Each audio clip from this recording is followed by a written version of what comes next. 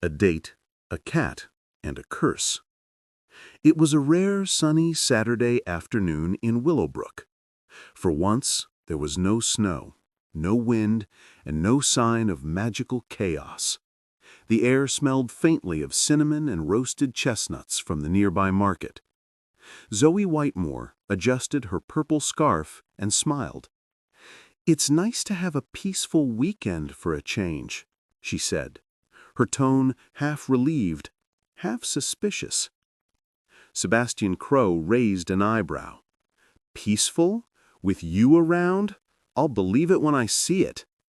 She hit him lightly on the arm. "Oh, come on, we're on a date, Sebastian. Try to smile." He smirked. "I am smiling. On the inside." They were sitting at a small table outside the Silver Goblet, their favorite spot in the village. The sun glinted off the windows, and laughter from other students filled the square.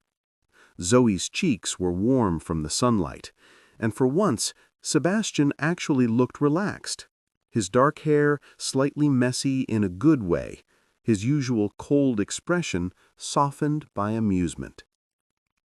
Sebastian leaned back in his chair, stretching. "But you're right. No monsters, no detentions, no Adrian dragging us into chaos. It's really peaceful." Zoe laughed. "Don't act like you don't miss him." "I don't," Sebastian said smoothly. "He talks too much." Zoe grinned. "You secretly like having him around." Sebastian looked at her and raised an eyebrow. "I secretly like having you around. Adrian just ruins the mood." She blushed, trying not to smile too widely. "Wow, was that an actual compliment?" "Don't get used to it," he replied teasingly. "But in fact, I'm dating you, not him." Zoe rolled her eyes, but couldn't hide her grin. For a moment, everything really did feel calm. Then, as she looked toward the street, something caught her attention. A black cat was sitting in front of Sweet Hollow, staring directly at her. Its eyes glowed faintly blue, and a small ribbon was tied neatly around its neck. "Sebastian," she whispered, "look." "It's a cat," he said flatly. "No, not just a cat. Look at its eyes." Sebastian sighed. "Zoe, if you're about to say that cat is magical, I'm leaving." But Zoe was already standing up. "Come on, it has a ribbon with something written on it." "Of course it does," Sebastian muttered, finishing his drink. "Fine, but this turns into another life-threatening adventure. I'm telling Halloway it was your idea."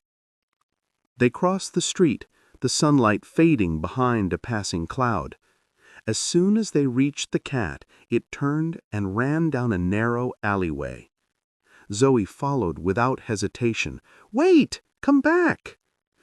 "Of course we're chasing it, because walking away would be too easy." The alley twisted behind the shops, leading to a small, forgotten courtyard filled with overgrown ivy and broken crates. The cat stopped, turned around, and sat perfectly still, as if waiting for them.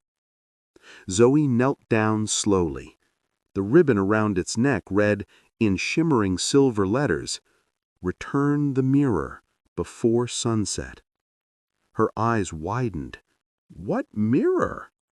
Sebastian frowned. "This is either a joke, or we're about to end up cursed." Before Zoe could reply, the cat meowed loudly, a sound too echoing, too human-like, and ran into a nearby shed.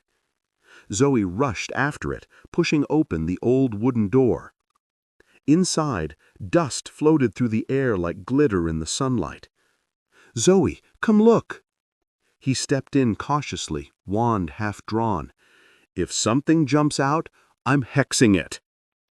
Zoe was standing in the corner, holding a small, cracked hand mirror. The cat had vanished.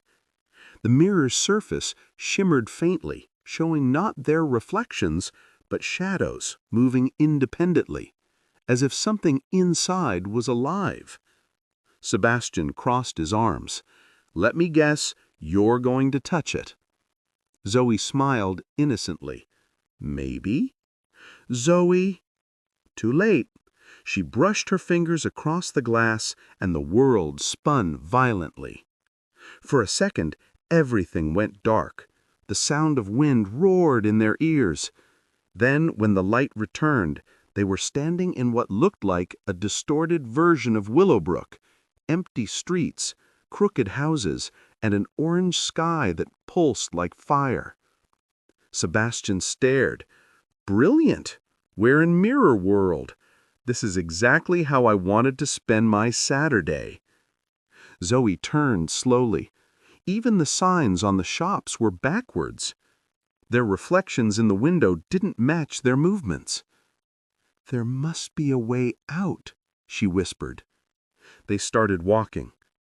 Every step echoed too loudly, and the air felt thick, like walking through a dream. Then they saw it again.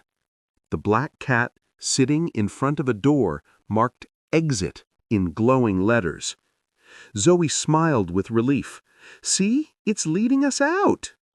Sebastian muttered, "Or into a trap." Still, they approached. The cat meowed softly, as if encouraging them. Zoey took a deep breath and opened the door. A strong gust of wind pulled them forward, and suddenly they were falling. They landed in a pile of snow behind the real Sweet Hollow, gasping for air. "Ow! Okay, that was weird." Sebastian dusted snow off his coat. "We're back. Fantastic. Can we go home now before the universe decides to explode again?" Before she could answer, a cold, calm voice spoke behind them. "Mr. Crow, Miss Whitemore, would you care to explain why you were seen disappearing behind Sweet Hollow and reappearing 5 minutes later through the roof?" Zoey blinked. "We were, following a cat?"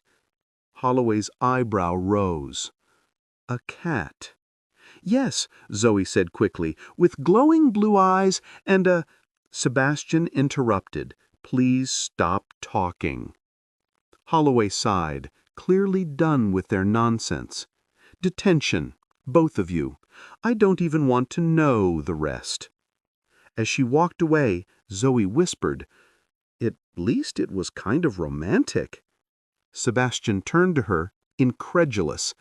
"You realize we got cursed, chased a cat, fell through dimensions, and now we have detention?" Zoey smiled, brushing snow from his sleeve. "That's true love." He rolled his eyes. "That's bad luck."